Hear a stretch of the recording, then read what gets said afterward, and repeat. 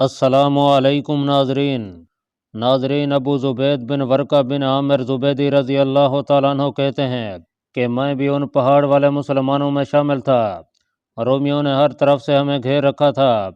ہم بھی نہایت استقلال کے ساتھ ان کے مقابلے میں ڈٹ رہے تھے اور بڑے بڑے بہادروں کی طرح جان توڑ حملوں کو برداشت کر رہے تھے۔ ہمارے 70 آدمی زخمی اور شہید ہو کر زمین پر گر پڑے تھے۔ رومی بڑھ بڑھ کر حملے کر رہے تھے۔ غرض ہمارے لیے یہ وقت نہایت کٹھن اور یہ لڑائی سخت جان گداز ہو رہی تھی کہ ہم نے تکبیر و تحلیل کی آوازیں سنی اور النفیر النفیر کے فلک بوس نعرے ہمارے کانوں میں آنے لگے، حتیٰ کہ اسلام کے لہراتے ہوئے پرچم جس وقت ہماری نظروں کے سامنے اڑنے لگے تو رومی اسی پہاڑ کے کھو میں پھر بڑھنے لگے۔ ہم ہلہ کر کے ان کے تعاقب میں ہوئے اور ان کی پچھلی صفوں کے آدمیوں کو صفایا کرنا شروع کر دیا۔ اکثر تو مارے گئے اور بہت سے زخمی ہوئے۔ آخر یہ پٹتے پٹاتے حصار میں گھس گئے اور اس طرح انہوں نے پھر اپنی جان کو بچا لیا۔ ہم نے انہیں چاروں طرف سے گھیر لیا اور اب ان کی اتنی بھی مجال نہیں تھی کہ ہمارے تیر کے خوف سے سر ابھار کر ہی دیکھ لیں۔ اس طرح سے جب برجیس اور اہل بالبک مسلمانوں کے گھیرے میں آ کر مجبور ہو گئے تو صلح کے ذریعہ سے اپنی جان بچی اور بالبک مسلمانوں کے قبضہ میں آ گیا۔ ناظرین، ثابت بن علقمہ رضی اللہ تعالیٰ عنہ کہتے ہیں کہ حضرت ابو عبیدہ بن جراح رضی اللہ تعالیٰ عنہ کی فوج میں ہیمس کے پڑاؤ کے اندر میں بھی موجود تھا۔ جس وقت آپ نے یہاں سے کوچ کر کے رستن پر خیمے نصب کیے تو آپ نے صاحب اور صاحب الرائے صحابہ کرام رضوان اللہ تعالیٰ علیہم اجمعین کو مشورہ کے لیے طلب کیا اور فرمایا کہ یہ شہر نہایت مضبوط اور قلعہ بند ہے، بغیر کسی ہیلا اور مکر کے اس کا فتح ہونا بہت زیادہ مشکل معلوم ہوتا ہے۔ میں چاہتا ہوں کہ تم میں سے 20 آدمیوں کو میں صندوقوں میں جن کے اندر کی طرف قفل لگتے ہوں بند کر کے ان کی کنجیاں تمہیں دے دوں۔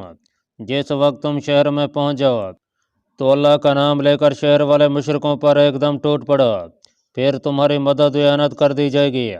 حضرت خالد بن ولید رضی اللہ تعالیٰ عنہ نے کہا، اگر آپ کا یہی ارادہ ہے تو قفل باہر ہونا چاہیے تاکہ کسی طرح کا شبہ نہ گزرے، اور نکلنے کے لیے صندوقوں کی تلی میں اس قسم کی چٹکنی لگا دی جائے جو انہیں کھولنے میں روک نہ سکے۔ اس ترکیب سے جس وقت ہمارے آدمی دشمن کے قلعے میں پہنچ جائیں تو تمام کے تمام ایک ساتھ ہی نکل پڑیں اور نعرہ تکبیر بلند کریں۔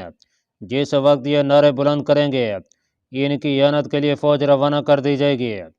آپ نے فرمایا، یہ بالکل ٹھیک ترکیب ہے۔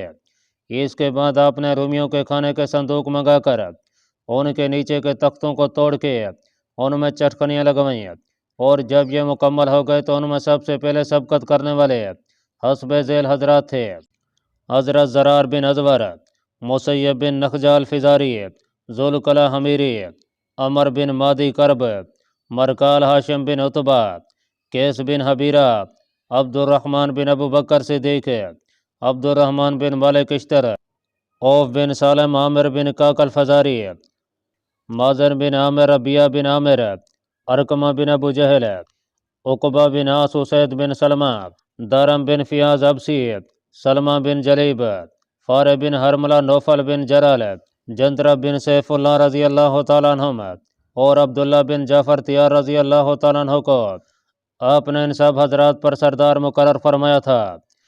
ان تمام صندوقوں کو رومیوں کے سپرد کر دیا گیا۔ نکیتاس نے ان سب صندوقوں کو قصر عمارت میں اپنی بیوی ماریہ کے محل میں رکھ دیا۔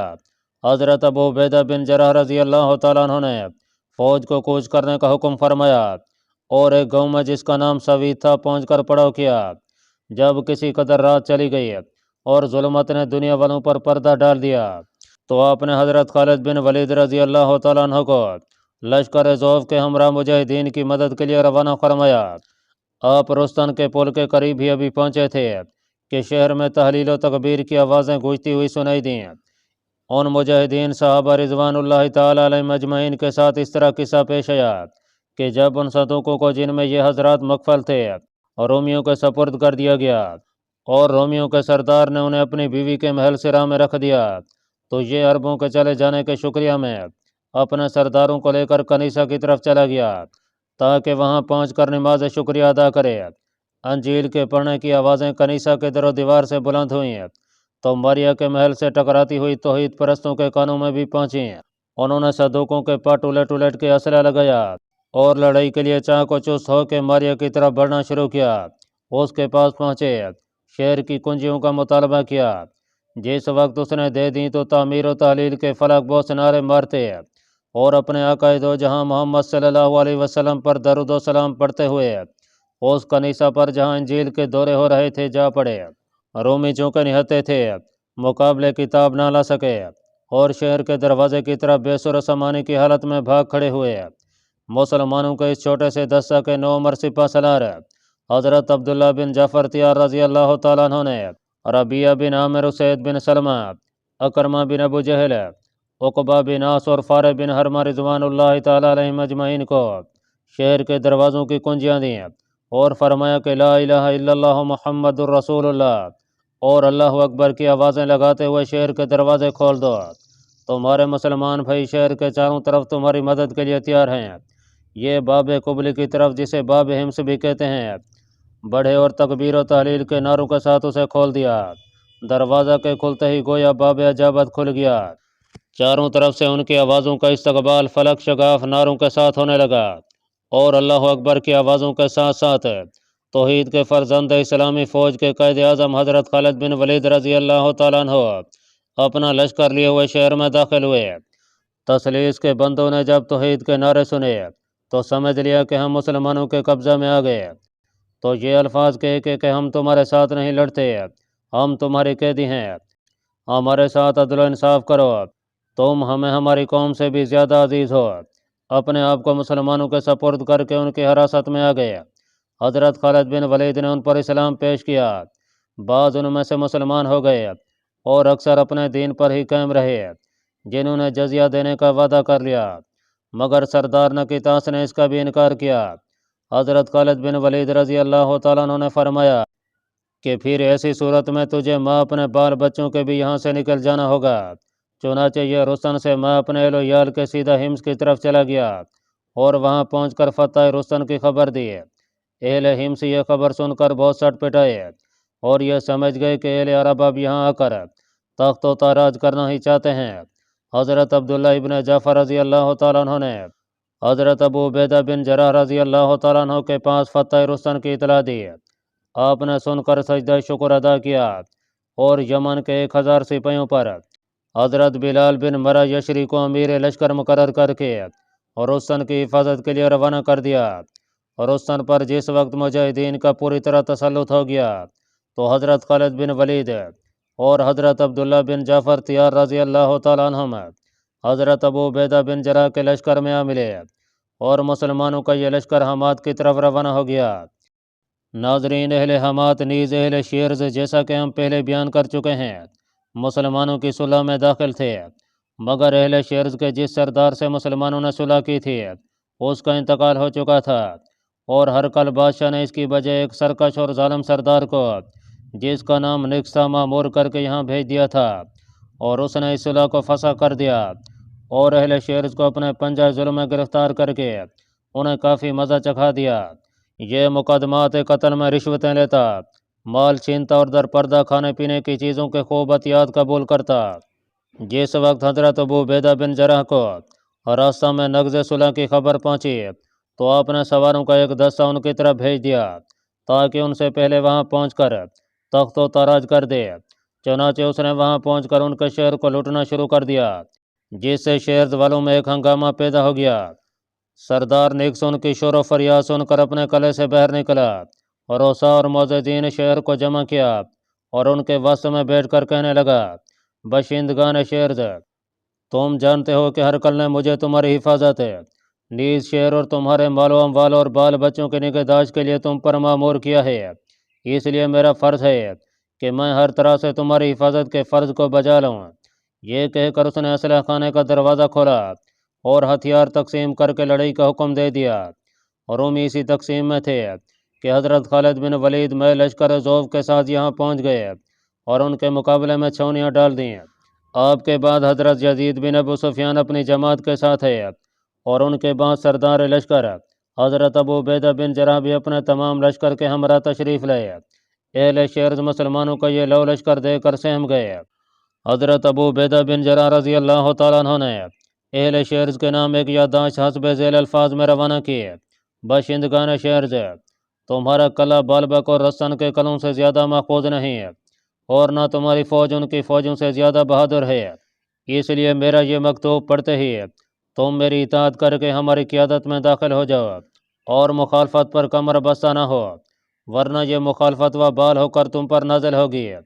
ہمارا عدل اور حسن سیرت تمہیں معلوم ہو چکے ہیں، لہٰذا ممالک شام کے ان لوگوں کی طرح جو ہماری صلح میں داخل ہو کر ہماری اطاعت کر چکے ہیں، تم بھی داخل ہو جاؤ۔ والسلام۔ یہ خط ایک معاہدی شخص لے کر ان کے پاس گیا۔ یہ اسے لے کر سردار کے پاس پہنچے۔ اس نے اسے پڑھا اور اہل شہرز کی طرف متوجہ ہو کر کہنے لگا، آپ حضرات کی کیا رائے ہے؟ انہوں نے کہا کہ واقعی عرب اپنے قول میں نہایت سچے ہیں۔ ہمارا قلعہ رستن، بالبک، دمشق اور بصرہ کے قلعوں سے زیادہ مستحکم اور مضبوط نہیں ہے، اور اسی طرح آپ یہ بھی جانتے ہیں کہ اہل حمص کتنے بہادر، جری اور شجاع واقع ہوئے ہیں، مگر باوجود اس کے کہ انہوں نے ان سے صلح کر لی ہے، ایسے ہی اہل فلسطین ان کا شہر اور باشندگان اردن ان کا قلعہ ہے، مگر ان کی بھی ان کے سامنے کچھ نہ چلی۔ ان سب باتوں کو دیکھتے ہوئے اہل شہر ان کا کیا بگاڑ سکتے ہیں؟ اور پھر جب کہ ان کا قلعہ بھی نہایت کمزور واقع ہوا ہے۔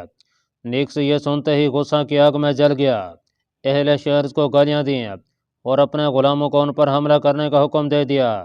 اہل شہر بھی یہ دیکھ کر آگ بگولا ہو گئے اور ننگی تلواریں لے لے کے اس کے غلاموں پر پل پڑے۔ فریقین میں جنگ و جدل قائم ہو گیا۔ مسلمانوں نے یہ دیکھ کر بارگاہ رب العزت میں دعا کی، الہی انہیں انہی کی جنگ میں ہلاک کر دے۔ دیر تک یہ لڑائی جاری رہی۔ آخر اہل شہر غالب ہوئے اور اپنے سردار کو میں اس کے غلاموں کے موت کے گھاٹ اتار دیا۔ اس کے بعد ان میں سے چند آدمی غیر مسلح ہو کر حضرت ابو عبیدہ بن جراح رضی اللہ تعالیٰ عنہ کی خدمت میں حاضر ہوئے اور آپ کے سامنے حاضر ہو کر اول آپ کو سلام کیا۔ عرض کیا، ایھا الامیر، ہم نے آپ حضرات کی محبت میں اپنے سردار کو قتل کر ڈالا ہے۔ آپ نے فرمایا، خداوند تعالیٰ تمہارے چہروں کو روشن اور تمہارے رزقوں میں برکت عنایت کریں۔ آپ لوگوں نے ہمیں حرب و ضرب کی آفات سے نجات دے دی۔ اس کے بعد آپ نے مسلمانوں سے فرمایا کہ ان کی حسن اطاعت اور تمہاری اطاعت و قیادت میں داخل ہو جانا آپ حضرات نے دیکھ ہی لیا ہے۔ میں چاہتا ہوں کہ اس قوم کے ساتھ حسن مراد کر کے ان پر انعام و اکرام کا دروازہ کھول دوں۔ مسلمانوں نے عرض کیا کہ آپ کی رائے میں جو آئے کیجیے، واقعی اگر ان کے ساتھ اعانت کی گئی تو دوسرے ممالک اور شہروں کو بھی باری طرح جلدی فتح کر دیں گے۔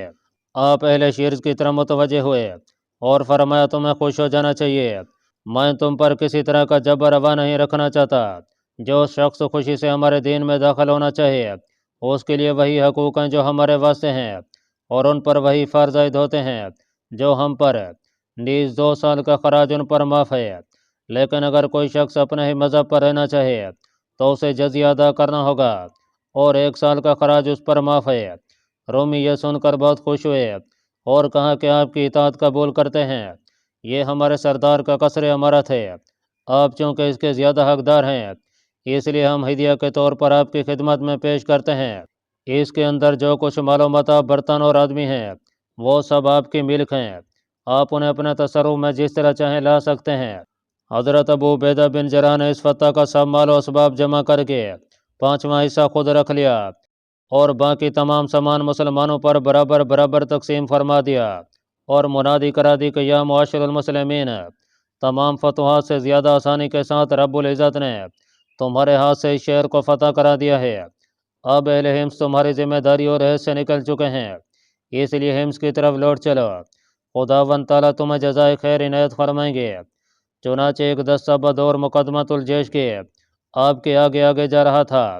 جس وقت یہ دستہ شہر کے قریب پہنچا تو اہل حمص عربوں کے آنے سے اس وقت تک بے خبر تھے۔ اس نے پہنچتے ہی تخت و تاراج کرنا شروع کر دیا۔ رومی شہر کی طرف لوٹے اور یہ کہتے ہوئے کہ مسیح کی قسم، عربوں نے بدعہدی کی، دروازے بند کر لیے۔ مسلمانوں کا لشکر بھی پہنچ گیا اور اس نے حمص کو چاروں طرف سے گھیر کے اس کی رسد بند کر دی اور چاروں طرف اس کے گرد ڈیرے ڈال دیے۔ حمص کے اکثر آدمی اس وقت تجارت کے لیے گئے ہوئے تھے، بعض رسد کے سامان اور بعض متفرق کاموں کے واسطے دور دراز نکلے ہوئے تھے۔ حضرت ابو عبیدہ بن جراح نے غلاموں کو بلا کر ہدایت کی کہ وہ متفرق راستوں، عام شہروں اور چھپی ہوئی گھاٹیوں پر معمور رہیں۔ اور ہر وہ شخص جو غلہ یا مال تجارت حمص کی طرف لے کر لوٹتا ہو اس کو گرفتار کر کے میرے پاس لے آئیں۔ غلاموں نے اس طرح کرنا شروع کیا۔ مریض والی حمص پر یہ بات نہایت شاق گزری۔ حضرت ابو عبیدہ بن جراح نے اپنے سپہ سالاروں، نوجوانوں اور حرب کے مشاقوں کو بلا کر ارشاد فرمایا کہ تم لڑائی کے کیل کانٹے سے لیس ہو جاؤ اور ہتھیاروں کو سنبھال لو۔ ان لوگوں کے پاس نہ سامان خوراک ہے اور نہ کوئی کمک جو لڑائی کے وقت ان کی مدد کر سکے۔ تم اللہ تبارک و تعالیٰ پر بھروسہ کرو، انہیں سے مدد طلب کر کے میدان عمل میں اترو۔ مسلمانوں نے یہ سن کر ہتھیار لگائے، نیزے سنبھالے اور شہر پناہ نیز اس کے دروازوں کی طرف دوڑے۔ والی حمص مریض نے لشکر کے تیار ہونے کا حکم دیا، جو اس کا حکم پاتے ہی سر بکف ہو کر اس کے سامنے آ کھڑا ہوا۔ اس نے اس لشکر میں سے اولاد زراوزہ ملکہ کے 5000 جوان جن کی وہاں کوئی برابری نہیں کر سکتا تھا منتخب کیے۔ ان میں 1000 قبیلہ مدیحہ ملکیہ کے آدمی بھی تھے۔ انہیں منتخب کر کے اس نے اپنے دادا جرجیس کا اسلحہ خانہ کھولا اور اس میں سے انہیں ذرائع جوشن تلواریں، خد، تیر، کمانیں اور لٹھ تقسیم کیے۔ لڑائی پر ترغیب دے کر ان کے دلوں میں جوش بھرا اور ہر کل بادشاہ کی فوجوں کی مدد اور کمک کا وعدہ کر کے انہیں لڑائی کے لیے پوری طرح تیار کر دیا۔ اس کے بعد پادریوں اور رہبانوں کو بلا کر کہا کہ آپ حضرات خشوع و خضوع کے ساتھ مسیح سے دعا کریں کہ وہ عربوں پر ہمیں فتح بخشے۔ کہتے ہیں کہ یہ پادری اور رہبان ایک بہت بڑے کنیسہ میں جس کا نام کنیسہ جرجیس تھا داخل ہوئے، عبادت کے مضامیر سامنے رکھے، خلوص دل کے ساتھ کلمہ کفر کی مناجات شروع کی اور مسیح کے حضور میں آہوزاری کے ساتھ تمام رات روتے پیٹتے اور چلاتے رہے۔ صبح ہوئی تو مریض کنیسہ میں آیا۔ اس کے بعد اپنے گھر میں آیا جہاں اس کے سامنے خنزیر کا بھنا ہوا گوشت پیش کیا گیا۔ جس وقت یہ اسے کھا چکا تو ایک سونے چاندی کی سراہی میں شراب لی گئی اور اس نے اس کو اس کثرت سے پیا کہ اس کی آنکھیں نشہ میں بالکل مخمور ہو گئیں۔ اس کے بعد اس نے ریشمی کپڑا جس میں اون اور چرم کا دوہرا حاشیہ لگا ہوا تھا پہنا، اس کے اوپر سونے کی زرہ پہنی، گردن میں یاقوت کی سلیب لٹکئی، ہندی تلوار گلے میں حمائل کی اور ایک نہایت عمدہ گھوڑے پر سوار ہو کے قصر عمارت سے نکل کر باب رستن کی طرف چلا۔ بڑے بڑے رومی جانباز اور فوجی افسر اس کے جلوس میں شریک ہوئے۔ حمص کے تمام دروازے کھول دیے گئے اور رومیوں کا ایک جمع غفیر اور اہل حمص کی ایک خلقت کثیر اپنے اپنے نشانوں کو لیے ہوئے شہر سے باہر نکلی۔ مریض 5000 رومیوں کا لشکر لیے ہوئے ان کے آگے آگے ہوا اور یہ ذرا پوش اس کے پیچھے پیچھے شہر سے باہر نکلے۔ مریض نے انہیں باقاعدہ کھڑا کیا اور ان کی صفیں مرتب کر کے خود ان کی کمان ہاتھ میں لے لی۔ یہ صفیں عینی دیوار یا پتھر کی چٹانیں تھیں جو ہلائی نہیں ہلتی تھیں۔ انہوں نے اپنے مال اور اولاد کے واسطے سر ہتھیلیوں پر رکھ لیا تھا اور کوئی قوت انہیں اس وقت مرعوب نہیں کر سکتی تھی۔ مسلمان یہ دیکھ کر ان کی طرف جھپٹے اور آنن فانن میں انہیں ٹڈی دل کی طرح چاروں طرف سے گھیر گھیر کر ایک سخت حملہ کر بیٹھے۔ مگر رومی اس وقت پتھروں کی سلیں یا پہاڑوں کی چٹانیں تھیں جو کسی طرح ہلائی نہیں ہلتی تھیں۔ انہیں اس وقت تک نہ کسی مصیبت کا خیال تھا اور نہ آنے والی بلا کا فکر۔ مسلمانوں کے حملہ کرتے ہی مریض نے اپنی قوم کو للکارا اور چیخ چیخ کر انہیں مسلمانوں کے مقابلہ کے لیے ابھارا۔ رومی بڑھے اور مسلمانوں پر ایک دم آ گرے۔ پیدل فوج نے تیروں کی بچھاڑ شروع کر دی۔ رومی سواروں نے نیزے اور تلواروں سے کام لیا۔ اس قدر زور کا گھمسان پڑا کہ آخر مسلمانوں کو الٹے پاؤں پیچھے لوٹنا پڑا۔ سپہ سالار افواج اسلامیہ جناب حضرت ابو عبیدہ بن جراح رضی اللہ تعالیٰ عنہ کے لیے مسلمانوں کا قتل، ان کا زخمی ہونا، نیز ہزیمت کھا کر پیچھے بھگنا ایسا امر نہیں تھا جو شاک نہ گزرتا۔ آپ کو سخت صدمہ ہوا اور ایک درد بھری آواز میں چیخ چیخ کر پکارنا شروع کیا، حاملان قرآن، دشمن کی طرف لوٹو، خداوند تعالیٰ تمہارے کاموں میں برکت عنایت فرمائے۔ ایسا ہوتا ہی رہتا ہے، یہ بھی اور دنوں جیسا اللہ تبارک و تعالیٰ کا دن ہے۔ مسلمان یہ سن کر دشمن کی طرف پلٹے اور ایک غضبناک حملہ کر کے دشمن پر گرے۔ حضرت خالد بن ولید بن مخزوم کی ایک جماعت لے کر آگے بڑھے اور نیزوں تلواروں کے ساتھ کاٹنا شروع کر دیا۔ ان کے مقابلے میں یونانی کٹ کٹ کر گرنے لگے۔ مسلمانوں نے تلواریں ہاتھ میں لیں اور رومیوں پر بڑھتے چلے گئے۔ حضرت میسرہ بن مسروق ابسی رضی اللہ تعالیٰ عنہ بنی ابس کے ایک دستہ کو لے کر تکبیر و تحلیل کے نعرے بھرتے ہوئے دشمن کی طرف چلے اور اس زور کا حملہ کیا کہ دشمن ہٹتا ہوا شہر پناہ تک ہٹتا چلا گیا۔ یہاں پہنچ کر رومیوں نے اپنی زبان میں پھر کچھ بڑبڑانا شروع کیا، جس کے سنتے ہی رومی پھر امڑے اور مسلمانوں پر اس طرح بری طرح سے گرے کہ انہیں چاروں طرف سے گھیر لیا۔ سوار ان کے مقابلے پر ہوئے، پیدل فوج نے تیروں سے ترکش خالی کرنا شروع کر دیے، ڈھال اور زرہوں کے اندر بدنوں کو چھپایا اور باقی لاٹھ بند اپنے اپنے حربے ہلاتے ہوئے سر پھوڑنے کو تیار ہو گئے۔ حضرت خالد بن ولید رضی اللہ تعالیٰ عنہ، جو اس لڑائی میں حضرت ابو عبیدہ بن جراح رضی اللہ تعالیٰ عنہ کے حکم کے موافق نشان لیے تھے اور جن کی ماتحتی اور کمان میں آج کی جنگ ہو رہی تھی، یہ دیکھ کر نشان کو حرکت دیتے ہوئے آگے بڑھے اور اپنے ہمراہیوں کو بلند آواز سے فرمایا، خداوند تعالیٰ تمہارے اندر برکت دیں، دشمن پر سختی اور شدت کے ساتھ حملہ کرو، خدا کی قسم یہ تو دین و دنیا دونوں میں غنیمت ہے۔ آپ کی زبان سے یہ الفاظ نکلے ہی تھے کہ اچانک رومیوں کو ایک بڑا سردار جو ایک نہایت عمدہ زرہ پہنے ہوئے تھا، غراتا ہوا آپ کی طرف بڑھا اور پورے جوش و خروش کے ساتھ آپ پر حملہ کر دیا۔ آپ بھی سنبھلے اور وار خالی دیا، ایک تلوار لے کر اس زور سے ماری کہ دشمن کی خد پر پڑ کر اس کا پھل دور جا کر گرا اور صرف دستہ آپ کے ہاتھ میں رہ گیا۔ مشرک یہ دیکھ کر کہ آپ خالی ہاتھ ہیں، آپ کی طرف بڑھا، آپ بھی اس کا ارادہ معلوم کر کے اس کی طرف چلے۔ دونوں گھوڑوں کی رکابیں ملی، ایک دوسرے کے بازو آپس میں ملاقی ہوئے اور دونوں نے چاہا کہ اپنے اپنے حریف کو زمین سے اٹھا لیں، مگر آپ کا ہاتھ سخت پڑا، اسے حرکت ہوئی اور دشمن ذہن سے اکھڑ گیا۔ آپ نے اسے سینے سے لگا کر اس زور سے دبایا کہ اس کی ہڈی پسلی پس کر وہیں رہ گئی، مگر اس حالت میں بھی اس نے تلوار کا وار کرنا چاہا۔ آپ نے اس کی تلوار چھین کے اسے ایک ایسا ہاتھ رسید کیا کہ دشمن ہمیشہ کے لیے ٹھنڈا ہو گیا۔ اس کا سر آپ نے اپنی ذہن کی کربوس پر رکھ کر عالمین مبارز کا نعرہ مار کر بنی مخزوم کو جنگ کی ترغیب دینی شروع کی۔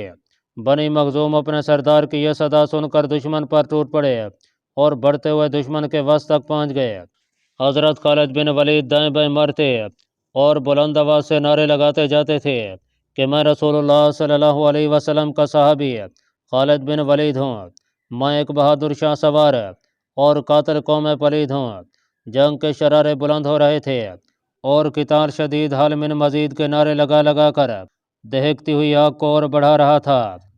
سورج بھی یہ جان غسل نظارہ دیکھتا دیکھتا وسط آسمان میں آ گیا اور اس طرح اس نے اپنی تیز تیز کرنوں سے میدان کرزار کو آتش کدہ بنا کر رکھ دیا۔ حضرت خالد بن ولید رضی اللہ تعالیٰ عنہ کی ذرا دھوپ سے گرم ہو گئی تو میدان قتال سے باہر تشریف لائے۔ بنی مخزوم آپ کے ساتھ ساتھ تھے، زروں سے خون بہ رہا تھا، ہاتھوں پر جم گیا تھا اور بدن ان کے گویا ارغوان کے ٹکڑے ہیں۔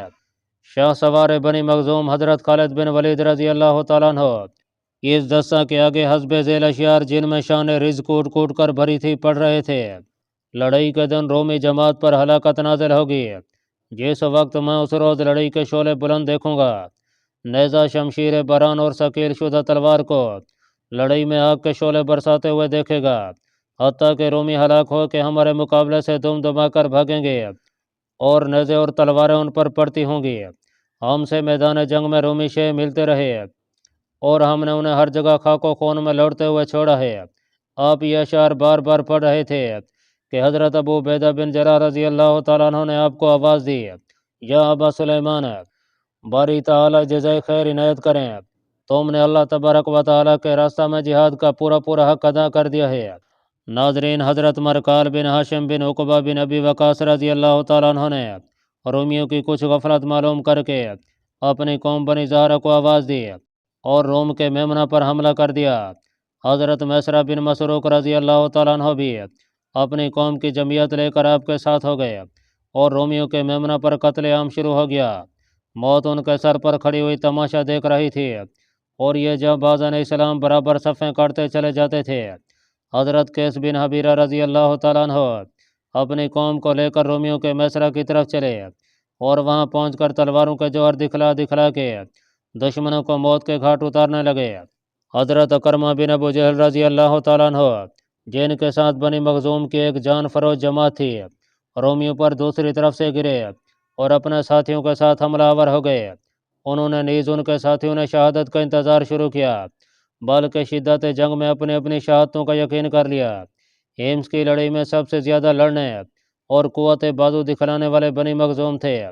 خصوصاً حضرت کرمہ بن ابو جہل رضی اللہ تعالیٰ عنہ کہ آپ بڑھ بڑھ کر لڑائی میں قدم رکھتے تھے اور تیروں کی بوچھاڑ میں سینہ سپر ہو کر اپنی بہادری کا جوہر دکھلا رہے تھے، حتیٰ کہ ان سے کہا گیا کہ خدا کے لیے اپنی جوانی پر رحم کیجیے اور اس طرح بے دھڑک دشمنوں میں نہ گھسے چلے جائیں، مگر آپ نے انکار کیا اور فرمایا دوستو میں جب بتوں کی طرف سے اسی طرح لڑا کرتا تھا تو آج اللہ تعالیٰ کی اطاعت میں کیوں نہ اسی طرح لڑوں، اور پھر جب کہ میں اپنے سامنے ایسی حوروں کو اپنا مشتاق دیکھ رہا ہوں کہ اگر ان میں سے دنیا والوں پر کوئی اپنی ایک کلائی کھول دے تو اہل دنیا چاند سورج سے بے نیاز ہو جائیں، نیز میں ان میں سے ایک حور کو اس شان سے دیکھ رہا ہوں کہ اس کے ہاتھ میں ریشمی دستار اور زر و جواہرات کا سہرا ہے، اور وہ مجھ سے کہہ رہی ہے کہ تم ہمارے عقد اور ملنے کے لیے جلدی سے کام لو۔